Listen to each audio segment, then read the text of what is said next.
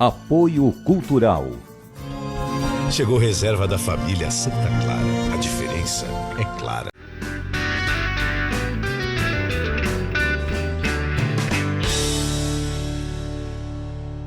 Viver Mais no ar, e hoje a alegria de receber aqui para tomar um café a doutora Liduína Rocha, um brinde à vida, doutora Liduína. Seja muito bem-vinda ao Viver Mais. Obrigada pelo convite.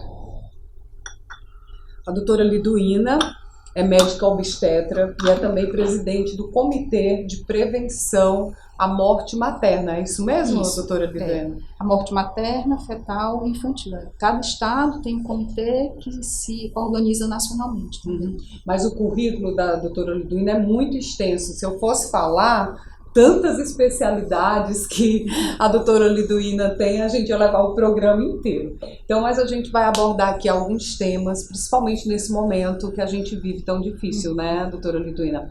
A senhora faz parte desse comitê de prevenção e a gente sabe a importância de uma gravidez. É alto o índice ainda de mulheres que morrem por falta de prevenção? Como é a situação atual aqui, pelo menos no Ceará, doutora Liduína? O Brasil e o Ceará, nos últimos anos, está fazendo um esforço muito grande para a redução. Existe um cálculo que a gente chama de razão de mortalidade materna, e ela é muito desigual no mundo todo. A morte relacionada à gravidez, ao parto, ao puerpério, é muito relacionada a causas evitáveis. Então, é um indicador muito sensível da realidade das desigualdades sociais. Quando a gente vai olhar o mundo, morre em torno de 600 mil mulheres relacionadas à gravidez, ao parto e ao pós-parto por ano no mundo. No mundo. 99% dessas mortes acontecem no hemisfério sul do planeta, especialmente na África. Então, assim, é um dado que é muito importante a gente entender. Falar de morte materna é falar de uma morte que poderia ser evitada pela ação e pela assistência. E aqui no Ceará a gente tem conseguido reduzir essa razão nos últimos 10 anos. Infelizmente veio a pandemia e a pandemia modificou essa realidade. Nós ainda não temos esse indicador definido de 2020, porque se encerra o estudo dos casos só no segundo semestre, mas nós provavelmente chegaremos ao indicador próximo de 3 dígitos, próximo de 100 mortes maternas para 100 mil nascimentos. O que é muito ruim, porque nós estávamos próximos de 60, então a gente praticamente aumentou o dobro. E o contexto da Covid, ele se relaciona a mortes pela própria infecção, mas também a desorganização da assistência e morte por outras causas, como pressão alta, como hemorragia. Doutora Liduína, então é possível evitar a morte na gestação? Quais são os caminhos, os meios que são evitáveis?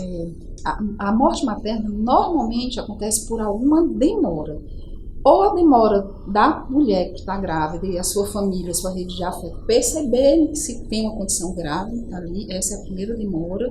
E obviamente essa é uma demora que precisa haver uma mudança de cultura e acesso à informação. Isso que a gente está fazendo aqui é importante que toda a população reconheça sinais de gravidade numa gestante para que procure o mais rápido possível o acesso ao sinaliza uma gravidade? Porque você vê ali tudo tranquilo, mas existe sinalização? Existem. As duas principais causas de morte materna no mundo e no Brasil e no Ceará são hipertensão e hemorragia. Então, o que é que são sinais de hipertensão na gravidez? Dor de cabeça forte, mancha na vista, associada a náusea, vômito. Esses sinais, eles são sempre sinais de alerta de que algo grave pode estar acontecendo.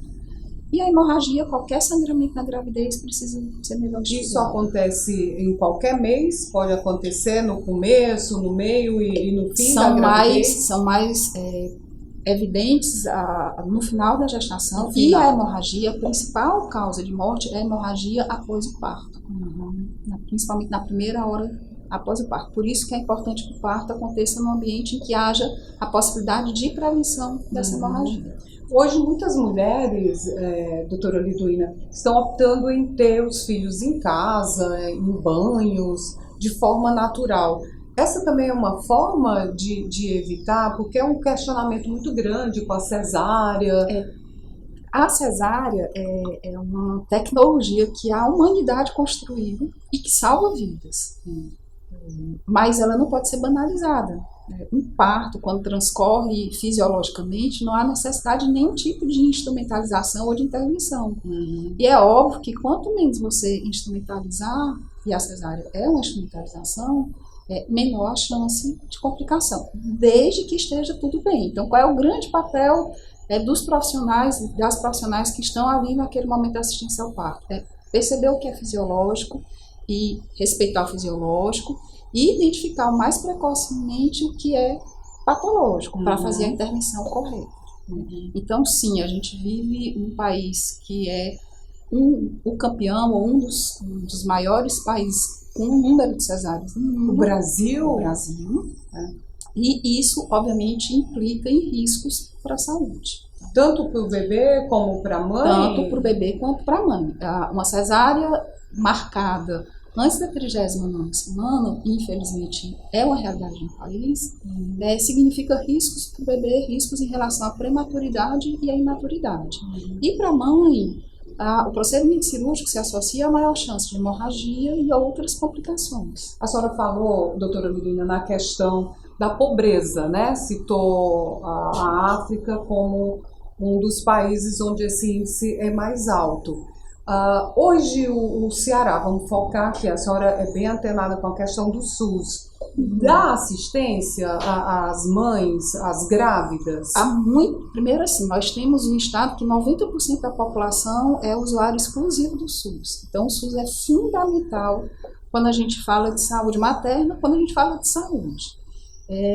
Existe um esforço muito grande de melhorar cada vez mais, de ter assistência pré-natal de qualidade, assistência pré-natal tanto para as mulheres que a gente chama de baixo risco ou de risco habitual, mas especialmente também para identificar as que têm algum risco e que elas estejam no local certo durante o pré-natal e durante o parto também. Então esse tem sido o esforço, existe um programa do estado do Ceará, que se chama Nascer no Ceará, que ao longo dos últimos anos tem tentado fazer essa construção de uma rede que seja inteligente e que seja acessível e que provoque ou promova uma assistência adequada para as mulheres, e essa realidade vinha melhorando. E aqui no programa eu sempre abordo a questão da maturidade. Hoje, século XXI, é comum que as mulheres estendam esse desejo da maternidade. Né? Tem mulheres engravidando depois dos 40, eu já vi casos até 50 na Índia, uma mulher com mais de 60 anos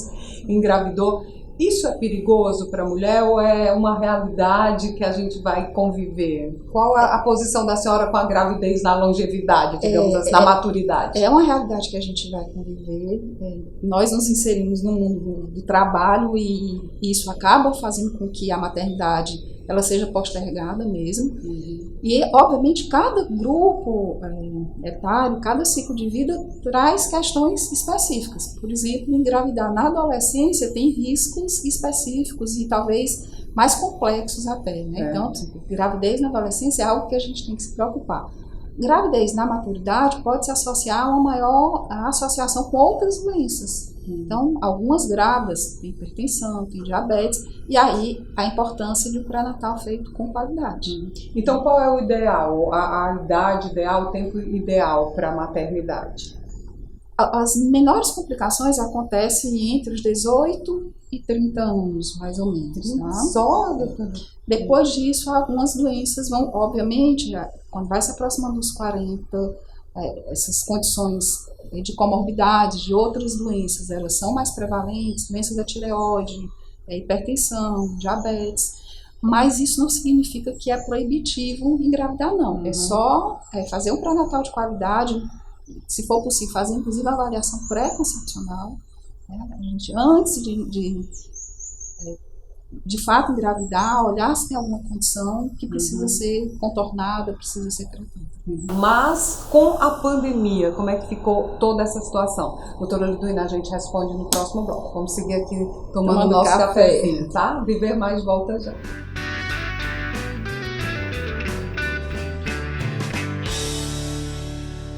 Apoio Cultural.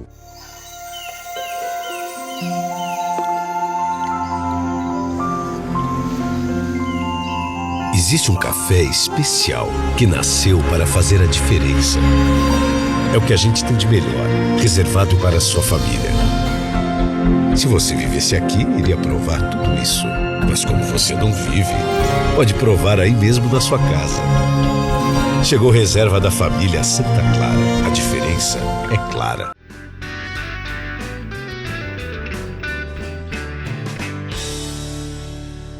Viver Mais de volta aqui conversando, tomando café com a doutora Liduína Rocha. Doutora Liduína, a gente vive um momento de pandemia. Qual tem sido o impacto dessa pandemia para as grávidas e no contexto geral? A senhora é médica, está circulando. Como é que ficou essa situação? Como é que está, melhor dizendo? Até a pandemia chegar ao Brasil, tinha pouca literatura acadêmica relacionando o quanto a Covid poderia complicar a gravidez e o quanto a gravidez poderia piorar a Covid, né? Essa relação dupla.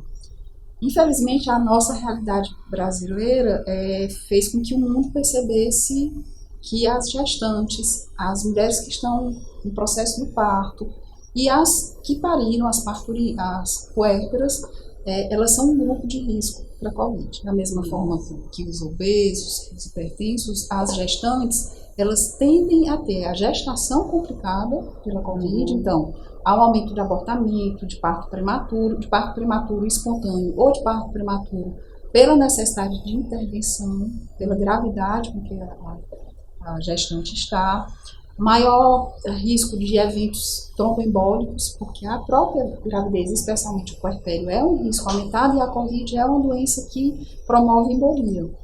Então, a primeira resposta é a gravidez, ela pode ser complicada pela Covid. E a gravidez pode complicar a Covid. Então, as gestantes que complicam, elas complicam muito rapidamente e podem complicar muito gravemente. Então, por exemplo, aqui no estado, a gente tem tentado construir um fluxo com as maternidades de alta complexidade, no sentido de algumas questões que vão ficando muito claras. Gestantes que precisem de qualquer suporte de oxigênio são gestantes que precisam estar num hospital que tenha UTI, porque as que precisam de oxigênio, elas tendem a complicar muito rapidamente e muito gravemente. Então, para gestantes, assim, é um momento que a gravidez normalmente é um momento extremamente bonito na nossa vida, né? Mas nesse momento é preciso muita responsabilidade, muita seriedade. Gestantes devem manter o isolamento social. Gestantes são um grupo de risco, né? Então a gente não pode minimizar isso. É importante que se mantenha o isolamento e quando há necessidade de sair para lugares públicos, que a máscara correta seja usada, que se respeite o distanciamento, que se use álcool gel.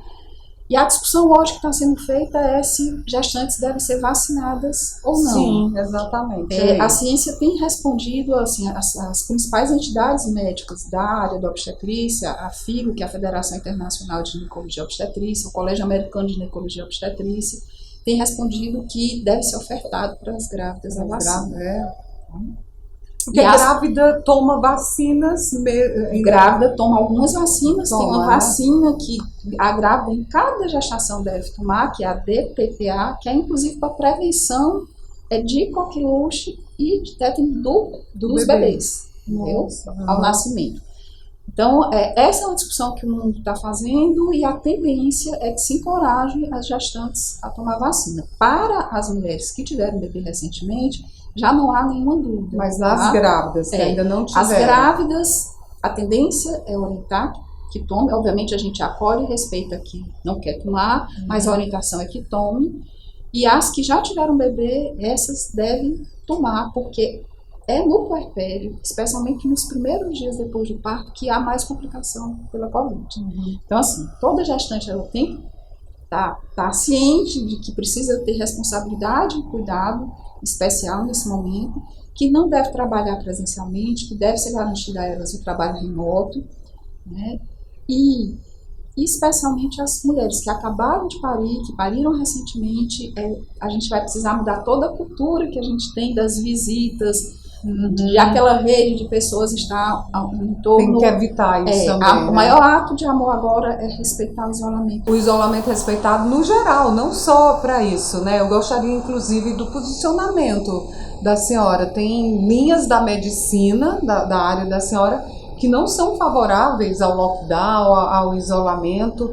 E a senhora, doutora Liduína, que está dentro desse contexto, qual a posição da senhora?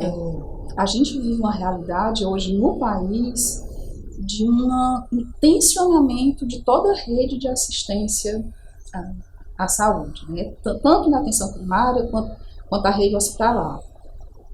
O isolamento, e o isolamento mais rígido, obviamente ele não vai fazer com que a doença desapareça, tá? Mas ele vai evitar, e está evitando, e aqui no Ceará nesse momento a gente tem isso como realidade, está evitando que todo mundo adoeça ao mesmo tempo. Na verdade, nós já estamos no limite crítico, porque principalmente no SUS, mais leitos de hospital, mais leitos de UTI estão sendo providenciados. O Ceará está com quase a abertura de 36 leitos por dia. Nossa. Mas chega uma hora que o limite de recursos, né? Especialmente recursos humanos, se esgota. Então, assim, e a gente está nesse momento. Manter o isolamento agora significa evitar que mais pessoas adoeçam ao mesmo tempo e que a gente chegue num momento em que não seja possível dar assistência às pessoas. Obviamente que o distanciamento, o isolamento, não vai fazer a doença desaparecer. O que vai mudar a realidade epidemiológica e sanitária é a vacina para todo mundo. A nossa luz no fim do túnel é se nós conseguirmos ser vacinados, a maioria de nós, num espaço de tempo que não seja tão grande. Lembrando que o Brasil é um país com o maior programa de imunização do mundo. Do mundo, claro, de sarampo, tinha o Zé Gotinha, esse personagem emblemático das campanhas, né? A gente tem uma capilaridade tão grande porque cada unidade básica de saúde é um posto de vacinação. Então, rapidamente, a gente consegue vacinar milhões de pessoas. Na última campanha para o sarampo, em 3 meses foram vacinadas quase 90 milhões de pessoas. Ou seja, essa é a política pública que de fato vai mudar a nossa realidade. E é essa política pública que nós profissionais, que lidamos com a vida, que reconhecemos a ciência, entendemos que é a nossa saída, nenhuma outra. O isolamento é uma tentativa de preservar a vida e de preservar a dignidade humana. É claro que também tem os reflexos, né, que sempre vem à tona, o desemprego. Sim, e aí é isso que eu ia dizer. Óbvio que aí tem que ter uma responsabilidade também das políticas públicas de, associado ao isolamento, ter a garantia de algum apoio econômico, financeiro, especialmente para as populações e para as pessoas mais vulneráveis. Então, o auxílio emergencial que promova o mínimo de possibilidade de sobrevivência, não é esse que está sendo proposto, né? É outro ponto que nesse momento precisa ser construído com política pública. Certo? Viver Mais volta já.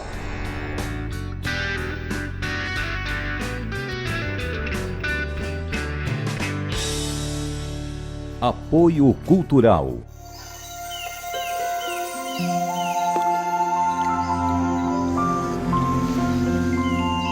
Existe um café especial que nasceu para fazer a diferença. É o que a gente tem de melhor, reservado para a sua família. Se você vivesse aqui, iria provar tudo isso. Mas como você não vive, pode provar aí mesmo na sua casa. Chegou reserva da família Santa Clara. A diferença é clara.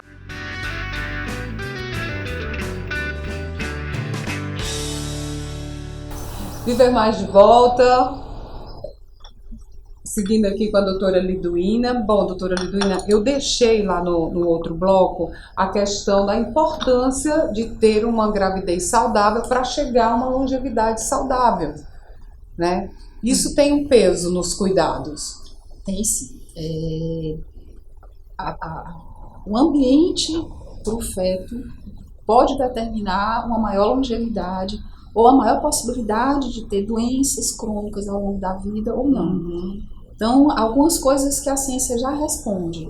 Bebês muito grandes, especialmente bebês filhos de mães com diabetes, gestacional ou diabetes que não foram controlados e que nascem obesos, que nascem com mais de 4 quilos, especialmente com mais de 4,5 quilos. O ideal é 4 quilos, Existe uma variação que é de 2,5 quilos a 4 quilos, mas a gente fala de bebês grandes, a gente chama de GIG, a partir de 4,5 quilos. Esses bebês, eles já têm uma memória maior para terem, ao longo da vida, diabetes e hipertensão. Isso.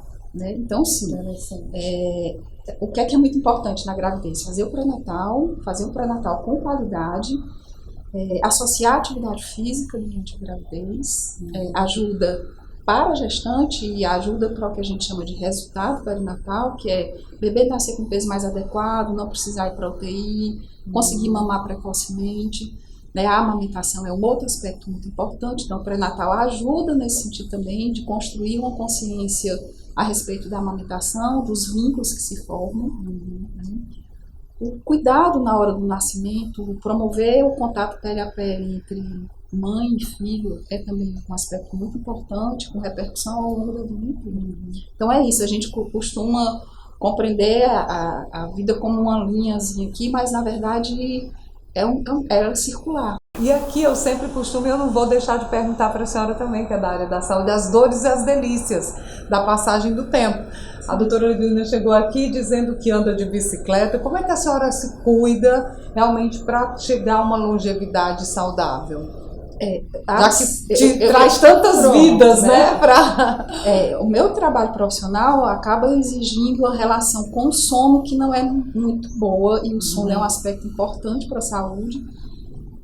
E aí, para conseguir dar conta dessa vida profissional, de acompanhar partos, eu acompanho partos normais, a maioria dos partos que eu acompanho são partos normais, então isso significa que é na hora deles, né? O parto não tem hora marcada.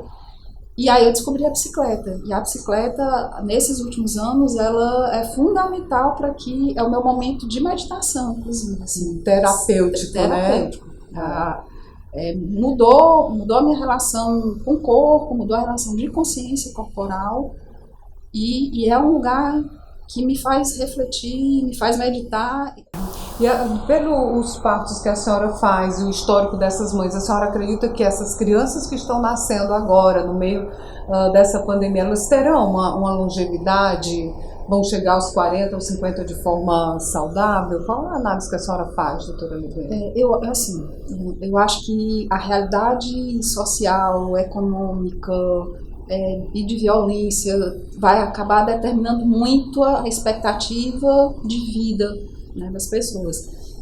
Eu acabo lidando com duas realidades muito diferentes, que é estar num comitê que pesquisa e tenta promover ações de redução de morte materna, fetal e infantil, e aí a gente está falando do SUS, e ao mesmo tempo eu atendo mulheres com nível de consciência da vida e de possibilidades e de privilégios também, que podem ter uma equipe de apoio para acompanhar seus partos, respeitando esse momento.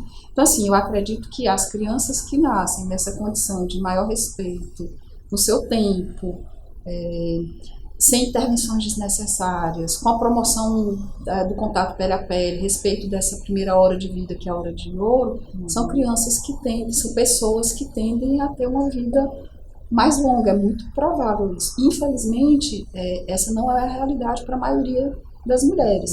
Então, cabe a gente tentar transformar a realidade para que esse seja um caminho adotado pelo SUS, e que todas as mulheres tenham a sua gravidez e tenham o seu parto e tenham a sua história de vida respeitada. O comitê funciona como, doutora Liduína? Por exemplo, se alguma grávida estiver aqui acompanhando o Viver Mais Agora, ela pode fazer contato? Como é que funciona na prática? O comitê funciona com reuniões periódicas. Agora, na pandemia, essas reuniões ficaram virtuais e mais espaçadas, porque o momento sanitário está exigindo de nós toda a disposição para assistência e para tentar com que mais mulheres tenham acesso. Mas ele normalmente tem reuniões a cada 2 meses, é um comitê que tem vínculo com a Secretaria da Saúde, mas é um comitê da sociedade civil, e que tem várias entidades, as universidades, as maternidades, o Ministério Público Estadual, o serviço de verificação de óbitos. Então, todas as entidades que se relacionam com esse ciclo de vida da gravidez, do parto do puerpério, se reúnem a nível estadual. A gente pega os dados de cada região de saúde para discutir o que é que a gente pode apontar como caminho para a modificação da realidade. Continue fazendo pré-natal, o pré-natal de risco habitual ou de baixo risco. A OMS recomenda que tenha 6 consultas, então durante a gravidez, durante a gravidez, consultas. Uma consulta no primeiro trimestre, 2 no segundo e 3 no terceiro. E as grávidas de alto risco, elas não só precisam continuar fazendo, como provavelmente elas vão precisar ser mais assistidas ainda. A senhora está nas redes sociais, é antenada, dá tempo? Eu estou nas redes sociais. Outro. Eu uso mais o Facebook, mas eu tenho usado o Instagram também, mas eu vou sugerir as redes sociais do coletivo Rebento, que são redes sociais mais ativas e que o tempo inteiro a gente está discutindo a pandemia, discutindo do ponto de vista das melhores evidências e do ponto de vista das políticas públicas. Maravilha. Então, terminou aqui a nossa conversa com a doutora Liduína Rocha. Nós temos um canal, doutora Liduína, no YouTube, Viver Mais com Ian Gomes. Você vai lá, assiste a entrevista novamente, compartilha para entender melhor todas essas orientações. E segue a gente também lá no Instagram, Ian Gomes Jornalista, também estamos no Facebook para a gente trocar ideias. A gente se encontra lá nas redes sociais e aqui no Viver Mais. Doutora Liduína, foi ótimo. Os esclarecimentos, uma alegria e mais uma vez um brinde à vida e que essa pandemia tudo passe logo, né? E vacina para todo mundo. Vacina já. Viver Mais de hoje fica por aqui. Até o nosso próximo encontro. Combinado?